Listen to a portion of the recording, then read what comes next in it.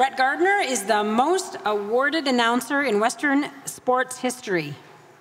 Having been named a Canadian Pro Rodeo Announcer of the Year for the past 12 seasons, Brett can be found behind the microphone at many of the industry's most celebrated events, including the Calgary Stampede and the PBR Canada.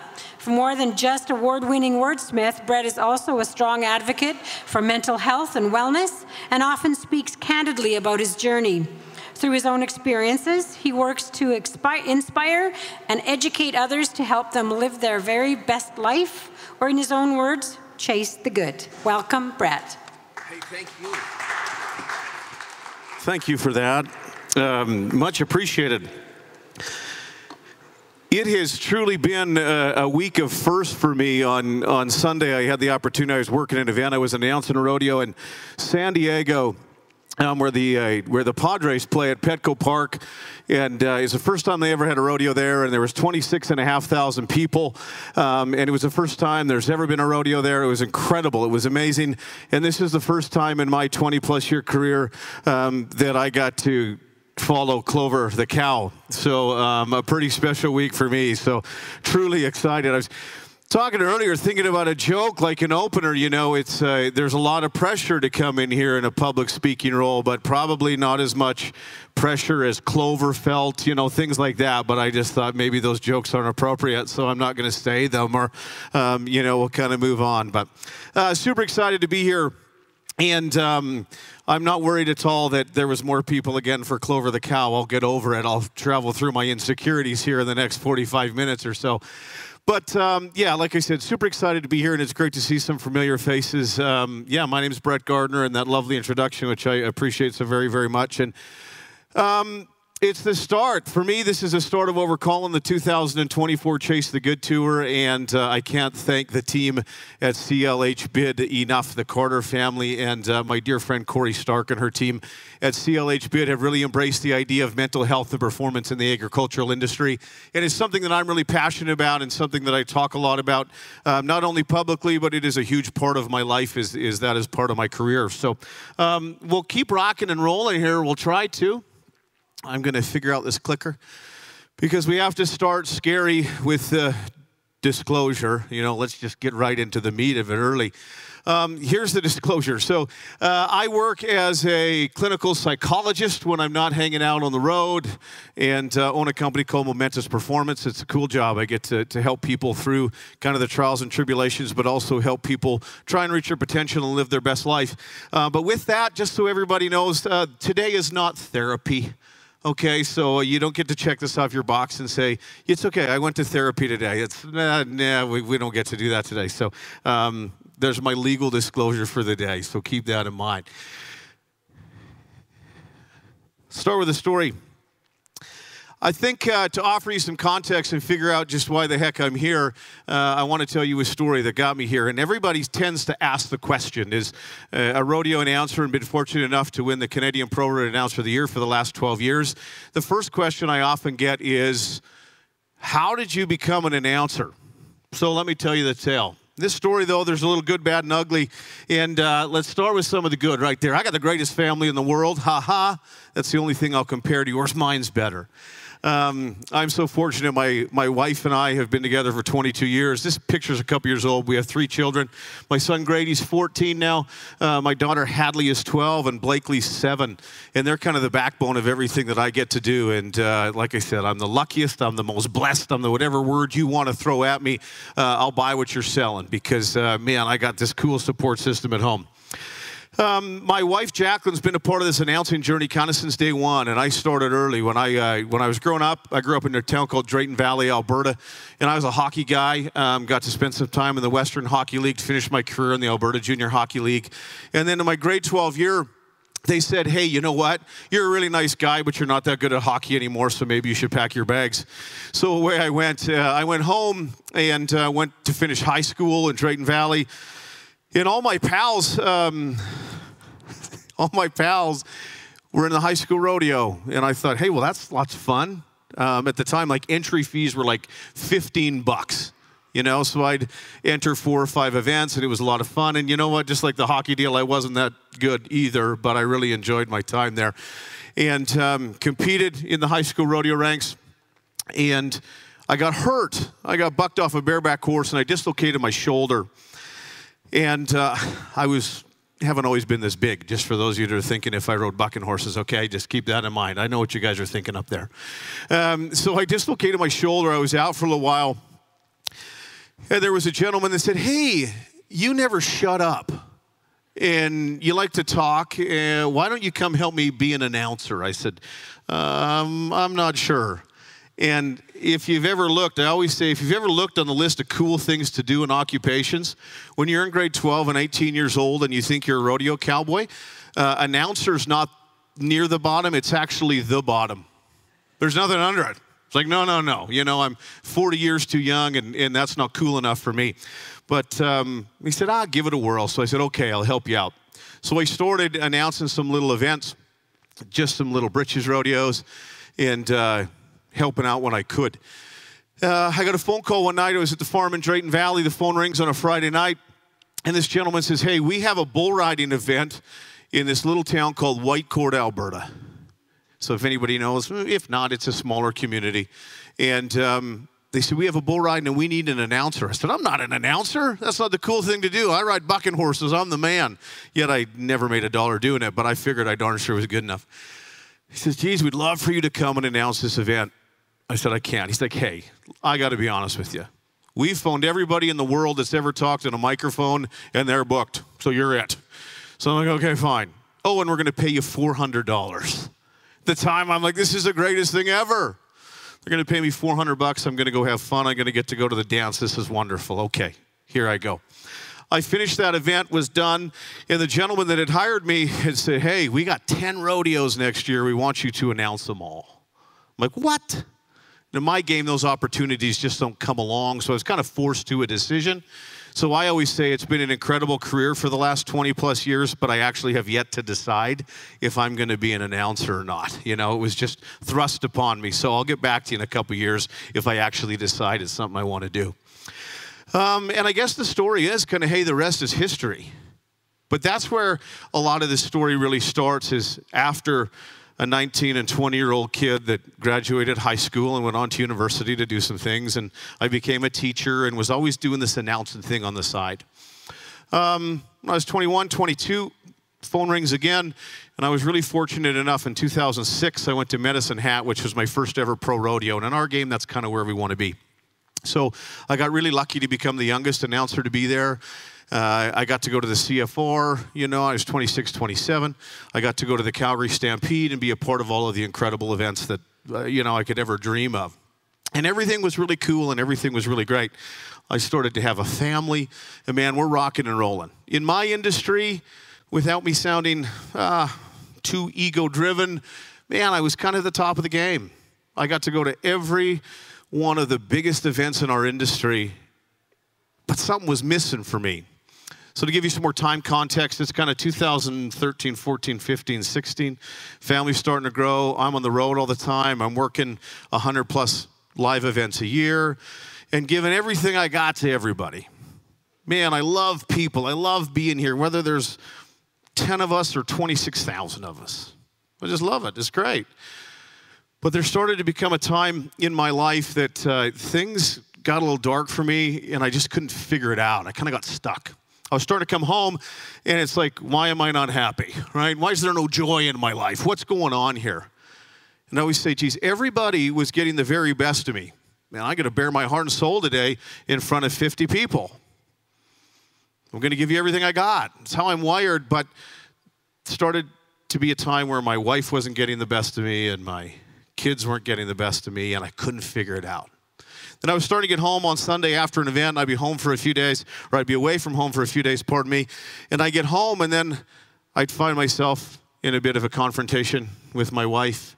And I was struggling to communicate with my kids, and then I was finding myself downstairs in the basement for a day or two or three, and I just could not get it going. And I'm like, oh, my goodness sakes, what is going on here? And I couldn't figure it out. I was getting mad. I was mad a lot more often, and then I'd also start to get sad. I was sad a lot. And I'm like, what is happening here? This doesn't line up, right? You know, masculine male, Man, I work in the rodeo world, the ag industry. This is what I grew up with. This doesn't happen. My brother doesn't talk about it. My dad doesn't talk about this. So, whoa, I got to get it figured out, y'all. And I didn't know. Something was up. Didn't know, right? I didn't know because we don't know what we don't know. I was fighting it. 2018 comes along, and there's a couple of moments as I look back that really leaned pretty heavy on me. And it was funny.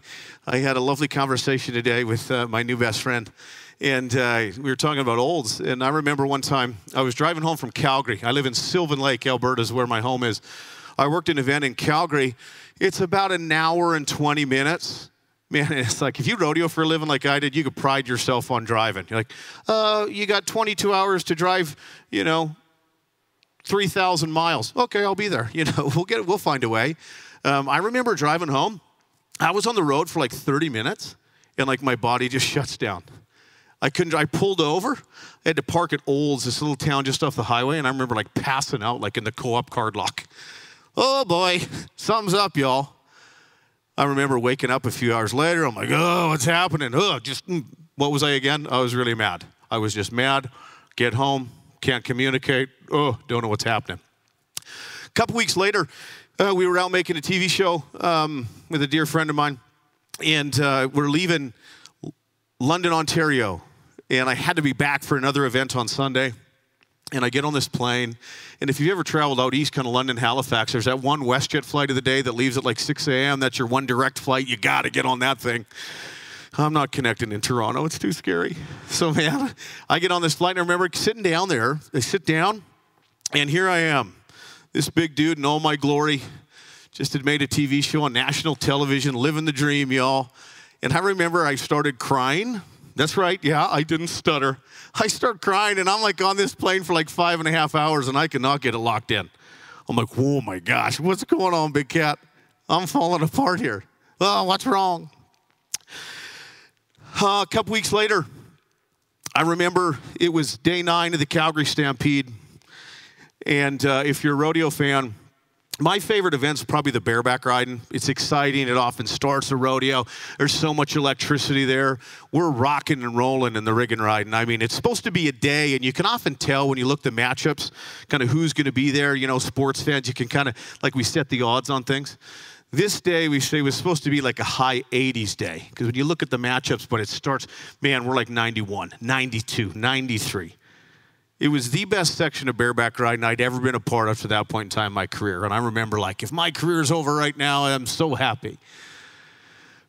But then I couldn't figure out, as I was on this stage in Calgary, and there's 25,000 people behind me. And it's unbelievable. Greatest feeling in the world. And then like 3-4 hours later, then I feel like the smallest, scaredest, loneliest little guy in the corner of my hotel room. And I'm like, what is happening? What's going on here? Man, I just didn't make sense to me. And this picture is probably the most ironic picture for me, and one that kind of seals the deal. And I hold it closely because this was a post that same time at Calgary during an event, and it's a charity bull busting event. It happens, for those of you that have been to Calgary, at the Ranchman's. This is where it was. It's since moved, but it was a really cool and fun event, and we were raising lots of money for people. And I was standing on this little stage and working the event, and somebody had posted it on Instagram, and they said, and they were very nice. People are very kind. They're like, geez, if I'm ever half as good as Brett Gardiner, I'll be really happy. And I thought, oh my goodness sakes, isn't that very nice? Someone looks up to the work that I do. But I said, the irony in that picture for me, I remember at that moment, which was probably some of my most difficult, toughest moments. I thought, how could somebody want to be me when I didn't want to be me? Right? That was a tough spot for me, and that's when it got really tough. And I couldn't figure it out. So when I say, what did I learn? In those moments, there came a time. There came a time for me when I was like, hey, I just don't like the way I'm feeling, and I don't know what's going on here. So what did I learn? I learned that I had some mental health concerns, and I was unable to deal with them appropriately, and so it turned into mental illness.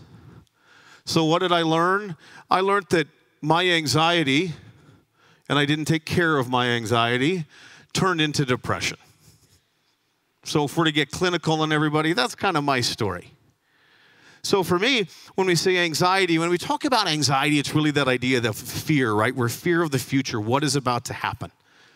There's a lot of that in my world, or at least there was. There's a lot of that in the agricultural industry.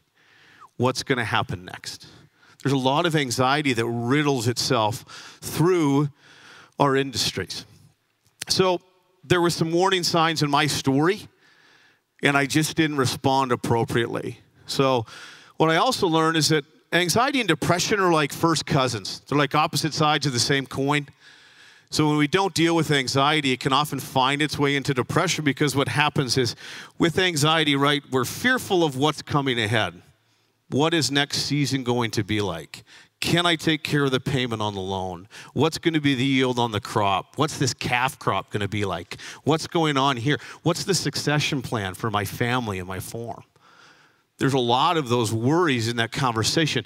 And our brain has to have an answer, right? There's this void. So why do I feel this way? What am I worried about? We got to fill it with something, because then it lets us off the hook.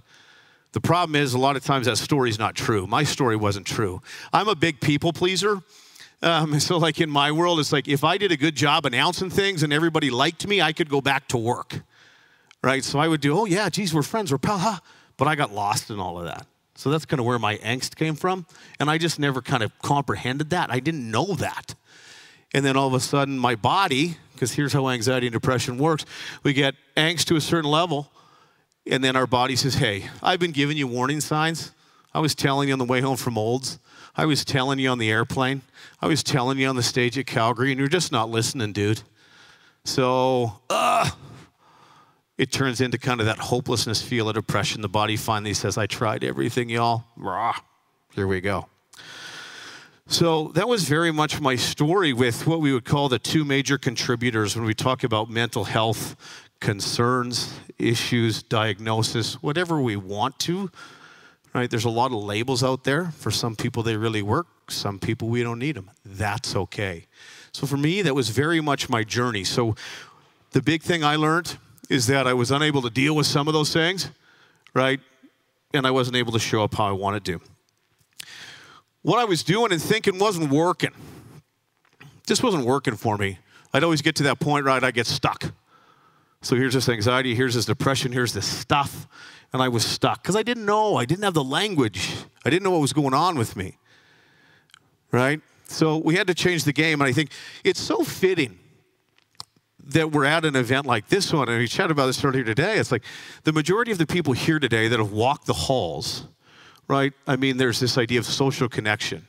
There's this idea of going out and learning so that we can improve at what we do. It's like, I want to be a better farmer. I want to become more effective. I want to become more efficient. We gain this education so that we can better serve our careers and our identities, right? But it's like, do we do the same things to make sure that we can mentally show up for ourselves and for others? I would venture to say no. It's like we talk about even the athletes that I work with. Oh, the game is 80% mental. So do we spend 80% of our time mentally preparing for our games or going on the field to play? Again, I'd argue no. But we can admit that, and we know that that's the case, right? So what I was doing and thinking just wasn't working. And why now? I think we know why I'm passionate about this, because I got to spend some time in some tough days and some dark days. But then we say, why now? We are amidst a really tough time when it comes to this idea of mental health. There's a lot of people that are going to say we're amidst a mental health crisis. We've kind of seen it through COVID, and it hasn't regressed back to baseline yet. We're still experiencing pretty high numbers of that. When we talk about particular numbers, we've seen a raise in anxiety and depression, psychological disorders. In the highest rate, I got to be honest, this is like, I'm scared to say this sometimes, I know you have to. The highest rate of anxiety and depression and psychological disorder is amongst males in the agricultural industry. Every one of those numbers is statistically higher than average. That's just a fact, right? It's just where it is. And even me, like I said, I sit here, I still am apprehensive to say that, as hard as it is for me. I mean, that's my entire family. It's what I grew up in. And to admit that it's like, geez, it's out there. So when I say why, it's like we got to get in the trenches and at least have the conversation. It's like whether we're slinging answers at everybody and here's what you need to do, Bill. It's not the point of today, but we have to continue to open up the conversation because it is well above average. So that's, for me, why and why now. And culture and context matter. So here's one of the biggest things I learned. My master's is in clinical psychology, and I didn't understand this right away, but we talk about the importance of culture. So when we say culture, the farming culture, the agricultural culture industry, we're not built to talk about, well, here's how I feel today. That's not the conversation we have in the morning. We got cows to check. We got to make sure tractors are fueled up. That's just not the conversation we have. Not because we necessarily don't want to, but the majority of the time it's because we don't know how. That's all. We don't know. I didn't know how.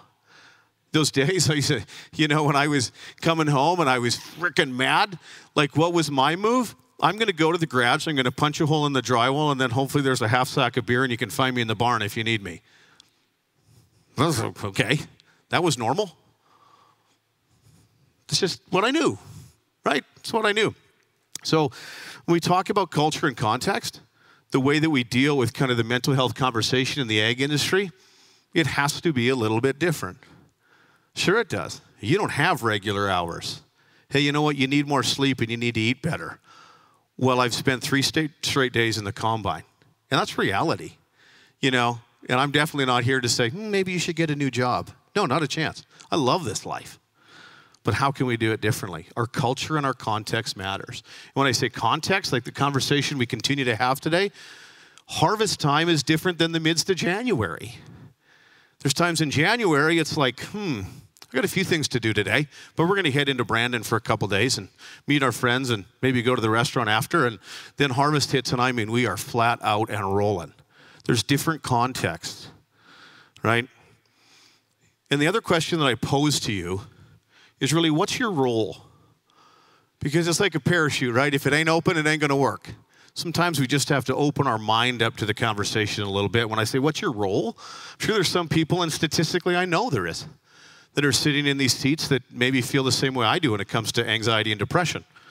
Or maybe your son is fighting the fight, or your mom, or your friend. It's like, which role do you play in this? Because with the statistics that we know are factual now, we just can't do it alone, y'all. Right? I always say this, I love doing this work. It was never my dream. Oh, what are you doing here? Well, no, I love being able to help people. But there's also a calling for it, right? It's like we got to get in the trenches. How can we help one another through this?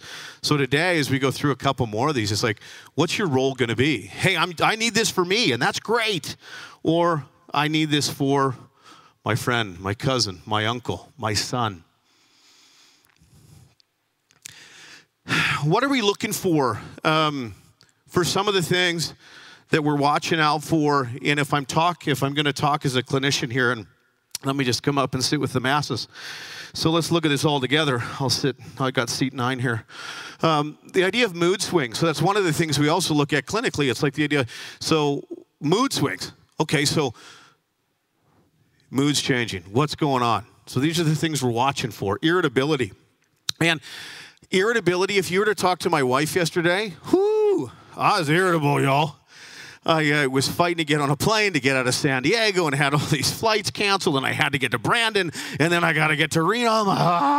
Man, I was on the edge, right? It's like just because I've done the work doesn't make me immune to it, right? It's like our mental health, right, is on that spectrum.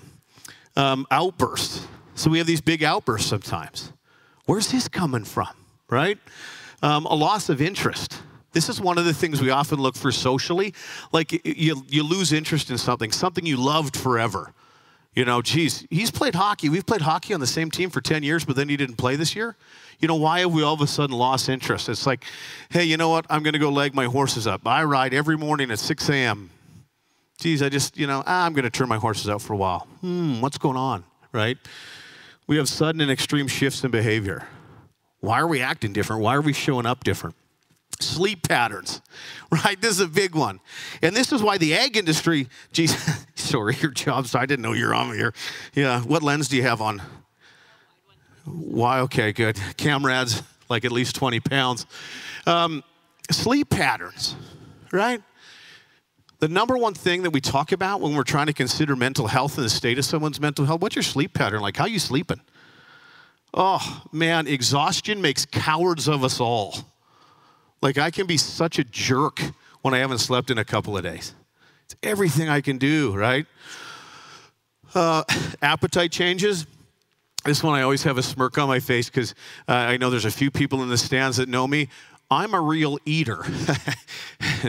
And when times get tough, I'll tell you what, there's nothing that makes me feel better than about 2 large meat lovers pizzas at 2 in the morning. Oh, buddy, you know, like, what's your problem? Right? Appetite changes. And for me, one of the big cues in my story, I remember going through Calgary that year, I didn't eat for 3-4 days. So for me, when I'm eating a lot, it's like, oh, I'm getting close. But when I stop eating altogether, for me, that's like, whoa, big guy. What's cooking, brother? Well, not very much, but, you know, I'm feeling it. Sadness, right? For me, I get sad. And we talk about, like, as men, we don't know how to deal with sadness. And we often say that mad is sad's bodyguard, right? Mad comes before sad. Because as men, we know mad. Like I said, I can go yell at somebody, and I can go yell at the cows, and I can go kick a hole in the barn because I'm mad. Because actually what I am is I'm really just sad, right? I'm just sad. It maybe didn't go my way. I'm just tired, and I'm beat up, and I have no bandwidth left. But I don't know how to say, you know, to my partner or to somebody that I care about, like, oh, I just love you so much, but I'm out of gas. I got nothing, right? Those are tough conversations because we're not supposed to have them. We're here to provide in the biggest and best way. Tough conversation. Withdrawal, same idea. And this is one of the things that when I say, which role do we play? It's like if you're playing that role, you're like, hey, I feel good. And you know, I got 3 or 4 pals and we're always hanging out and we're together. You know, is Jim no longer showing up? You know, is there a seat open at the A&W in the morning? Right? Like, you know, where is he, right? So when we're withdrawal, it's like, again, it's kind of a sign that maybe our mental health needs to be checked.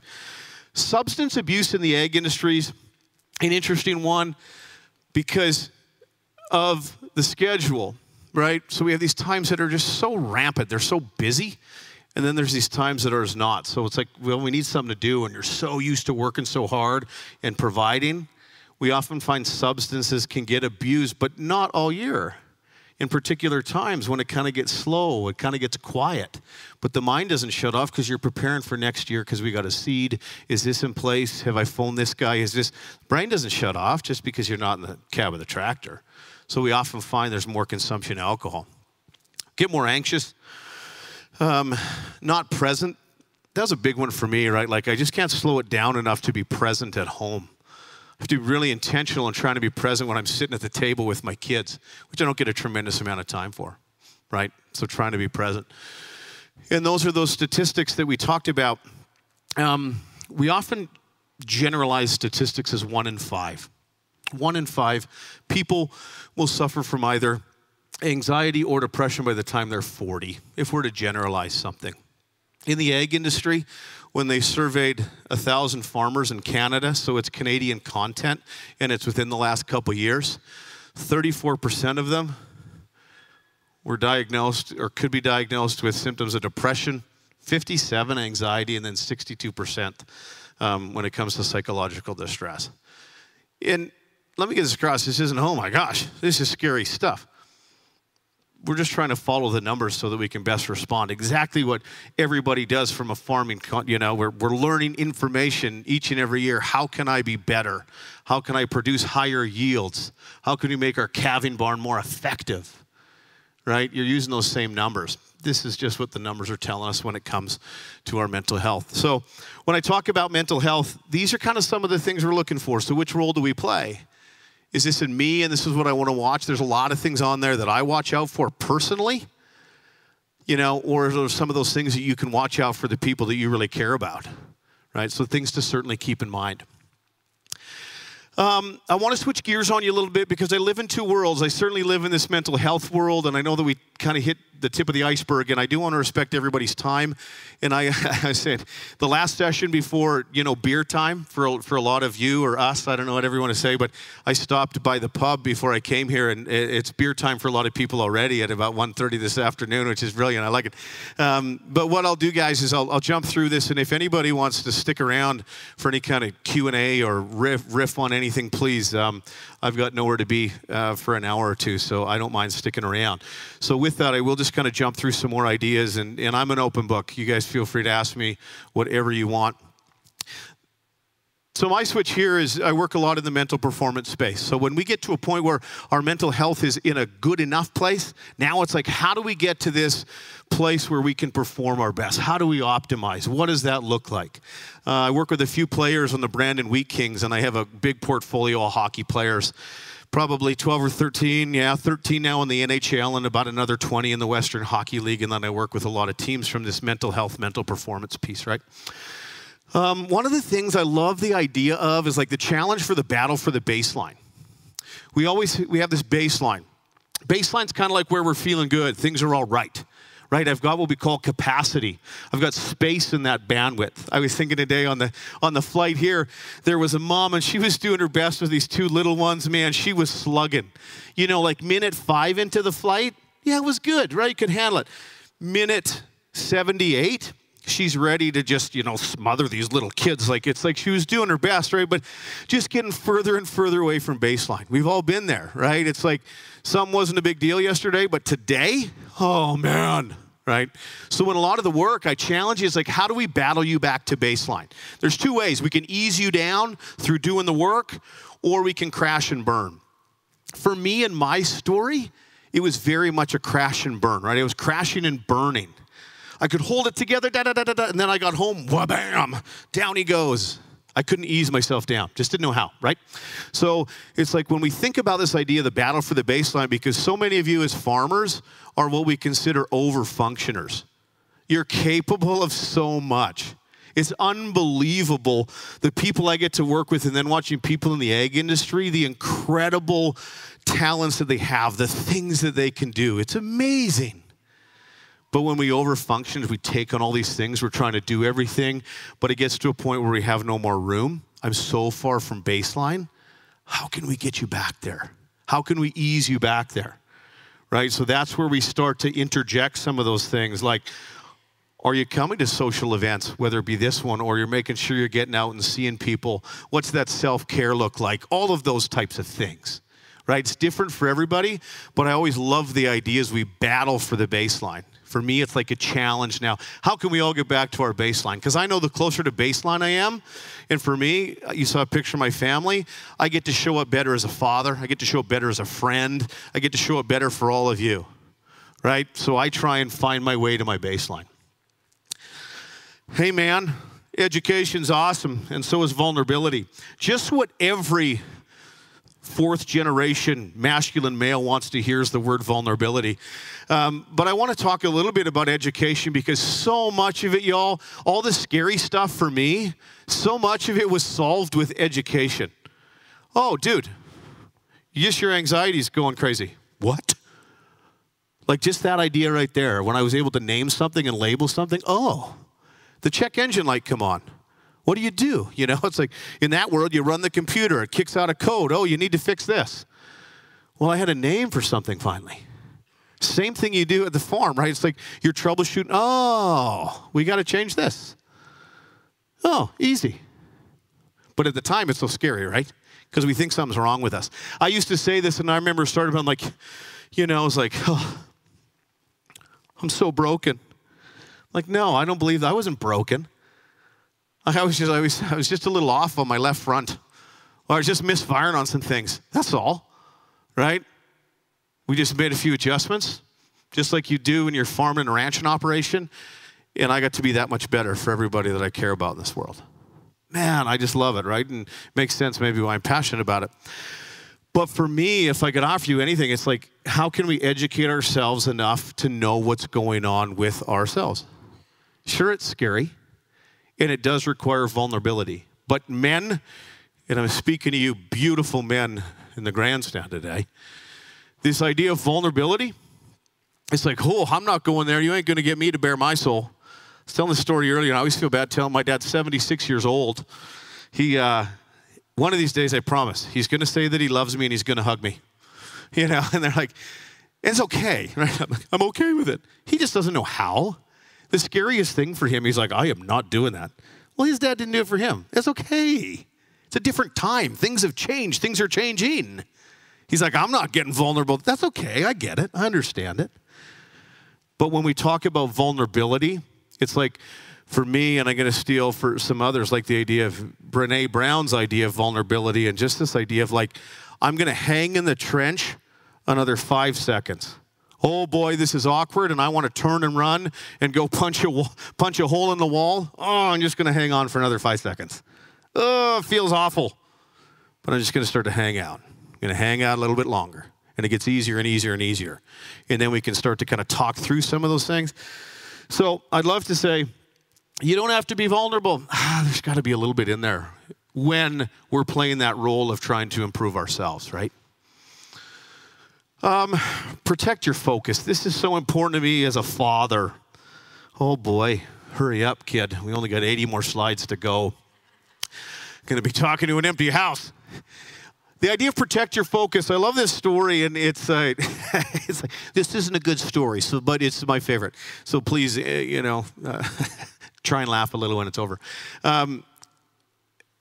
My wife, who some of you know, she's about 5 feet tall, about 100 pounds, and I challenge you to back her into a corner and see what happens. Oh boy, she's a firecracker, I'll tell you. And a couple months ago, my son, he's 14, he's not allowed to have his phone in his bedroom. He's got to put it upstairs every night at 8. That's the rule. And she's going through his phone because that's what we do at our home, and that's still okay. And I'm sure opinions vary on that, but we can have that conversation too. And there's this text chain, and it's like at 11 at night. And so my wife proceeds to lose it. Like this, like, you are never getting a phone till you're 50, you little da-da-da-da-da-da. I'm like, oh, we're okay here, we'll work through. But anyways, longer story shorter, loses the privilege of his phone for a while. So we're off to hockey, and traditionally he'd listen to some tunes on his phone. You know, we're going to hockey, whatever it is. I was driving him the one day, and I said, I'm going to listen to this book. And I love sports psychology stuff. So I was listening to a book by Trevor Mowat, and he started to listen to it, and we're a couple hours, and we're driving home from the hockey game, and we listened to it again, and had hockey the next day, and we started to have some really great conversation. And we come back home and listen to it again, and I'm like, in reflection, I'm like, that was the best time him and I have had forever. Man, we were just listening to stuff and talking about things, and it was so awesome. And then a couple days later, I love this moment because I was really proud of him. And he said, you know what, Dad? He came into my office. He said, in that book that we listened to, there was this moment. He said, choice is an illusion. And he said, that's right. Like, if I want to be the best at something, it's like, choice is an illusion. I've got to get up, and I got to work out, and I got to eat right. And that was kind of the idea, of the book. And I said, yeah, that's a neat takeaway. And I said, he wrote another book, and it's called Getting to Neutral. And it's one of my favorite books for those of you that are kind of in that positive, negative kind of thinking piece. I just love the idea because I do believe there's that neutral thinking piece. There's that non-judgmental kind of piece where we can lean into. It's like, when I said, I'm so broken. No, I wasn't broken. I don't believe that, right? I was just working through some stuff. I needed to figure some stuff out. It wasn't positive. It wasn't negative. I didn't have to offer judgment on that thing, and that's kind of the idea of the book. So I said, dude, that book's right there. Why don't you read it? So he spends a couple weeks, and he actually reads the book. And I'd mentioned when I went to university, and I taught school for a long time before I moved over here to the mental health arena. And I actually got a phone call from a former student who is currently my son's teacher. And said, hey, do you have a minute? I said, sure. She said, well, I was just talking to Grady, and he offered me this book. He said it could maybe help me be less negative all the time. And I thought, oh boy. And my kid, he's pretty nice. Like, he wouldn't, but he didn't mean it that way. But so she's like, do you think? I'm like, no, we don't think you're negative. He just really liked them. She's a tick negative. But anyways, so it was just amazing. With the whole long story, it's like, in this world, by default, we protected his focus. Regrettably, it was because we weren't paying close enough attention to his phone. I mean, we're human. Happens to all of us. So by default, we protect his focus. What are we focused on? It is so easy to focus on the negativity and the crap in this world, because there's so much of it. It sucks. It's brutal. Right? Those are the technical terms that I'm rolling with. You know, we wake up in the morning, we have to be intentional. Where is our focus going? Where our focus goes, our energy flows. So important. I talk a lot about this with the younger athletes I work with, right? But what's our focus? Man, words have weight externally, but more importantly, internally. I'm going to speed up. I'm going to press the gas pedal here.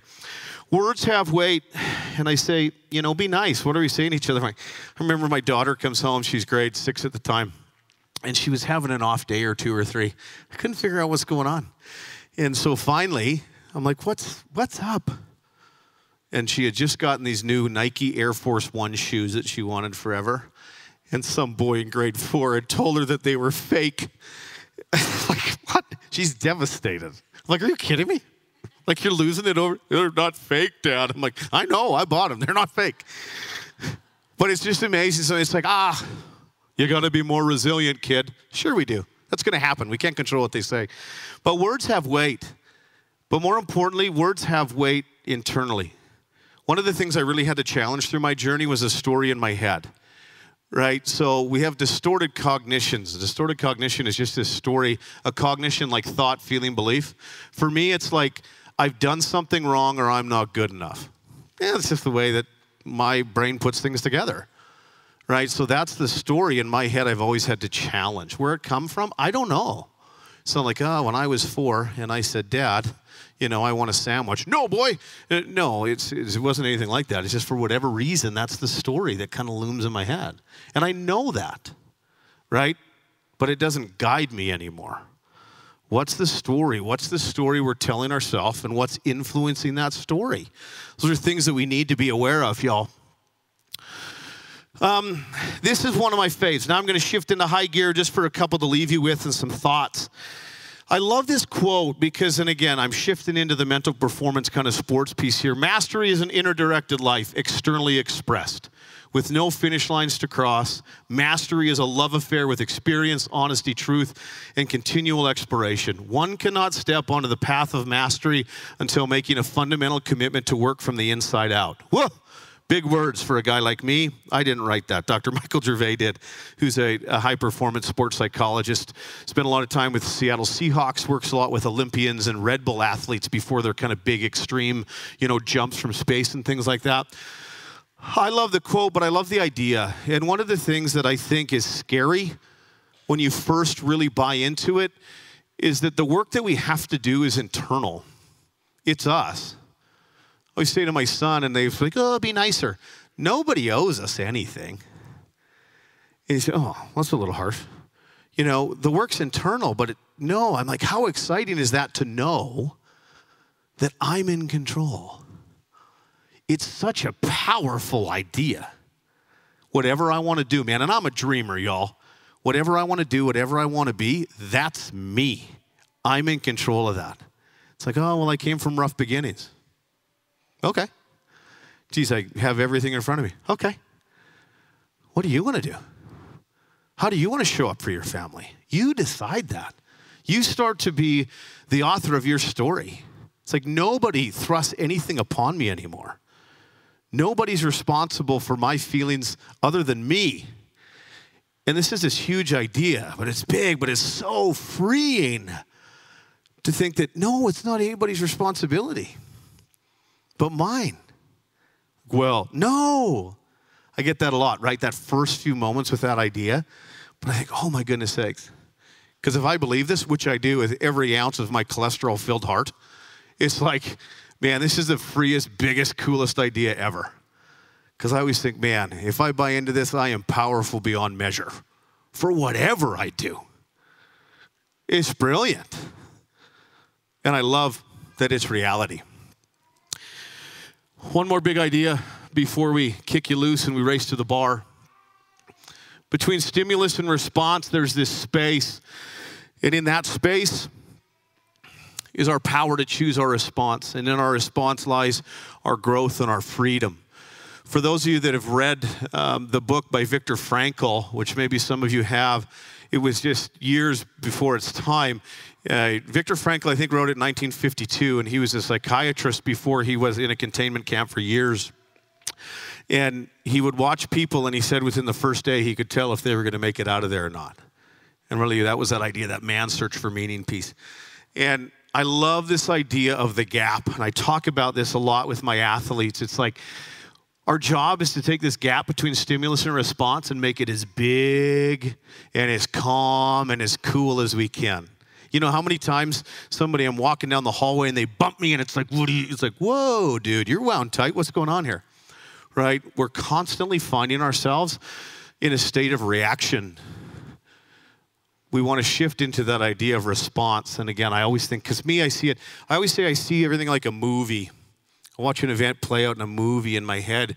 So when I see that idea for the baseline, I see this graph and I see me up here and I see, okay, what can I do to get down here? And same idea with this case, stimulus here is response here.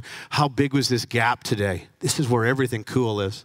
I just want to live out here. It's like I just want to hang out, eat a sandwich, right, between stimulus and response.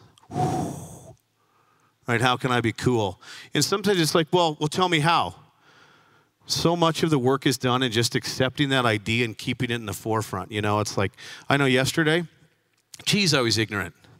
I owe my wife another apology. You know, it's just out of gas. And regrettably, it's the ones that we love the most that often get the worst of us because we know that, well, they're going to be there in the morning 99% of the time.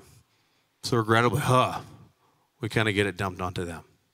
I did that for a long time. I'm better at it, I promise. But it took a lot of work. Right? For me, it's this idea and this ability. Man, I want to live in the gap. I want to be in control because I think, we were chatting about this too earlier today, and the idea of like strength. If I say I'm not okay or something's bugged, well, I'm obviously not strong because I live in the ag industry, in the rodeo world, and you got to be tougher than shoe leather. You got to be John Wayne or Clint Eastwood. I was like, okay. But you know, I proudly stand here today. I feel as strong as I ever have been. And more willing to stand up for what's right, you know, and to throw down with absolutely anybody to protect my family and what I believe in and the people that I care about and love. When I thought I was tough 6 and 7 years ago, but didn't have any, you know, I was tough enough to punch a hole in the wall and not talk about it. Man, I just, right? We always have this stigma in our game, and I did too, y'all. Oh, so cynical. That's crap. My wife said to me 7, 8 years ago, I think you should go see somebody.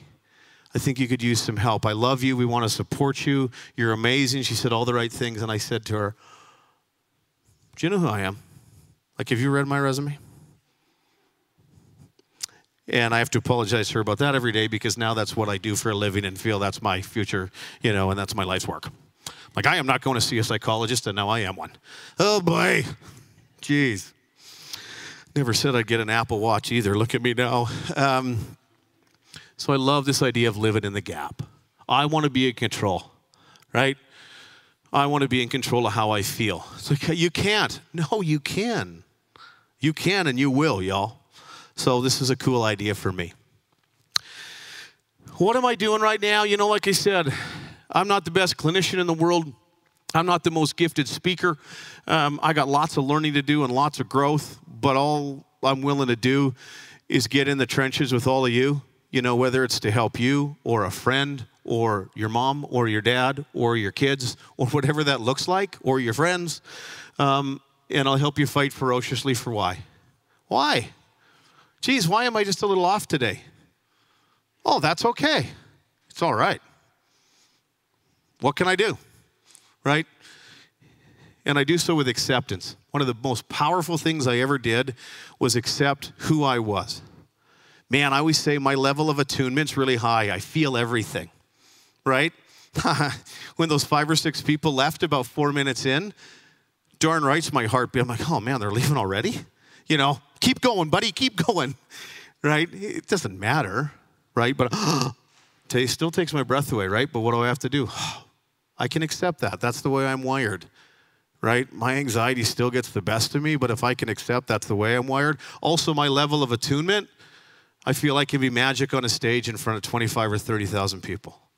It's also my superpower, and I believe that too, right? So it's accepting who we are, and it's okay, right? We'll figure out a way. I promise you that, and I believe that with every ounce of my heart.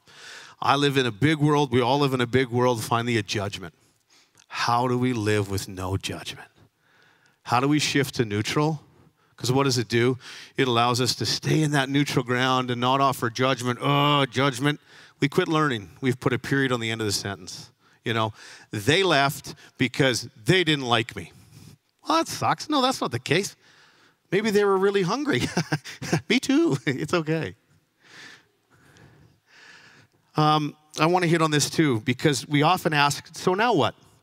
I think there's, and I hope that there's some ideas that we can take away or at least create some conversation. I said my goal every time that I step up here, I say, it's like the Chinese food buffet. I'm going to throw 40 things at you. Maybe there's 2 things you like. You'll go back for seconds. I'm okay with that, right?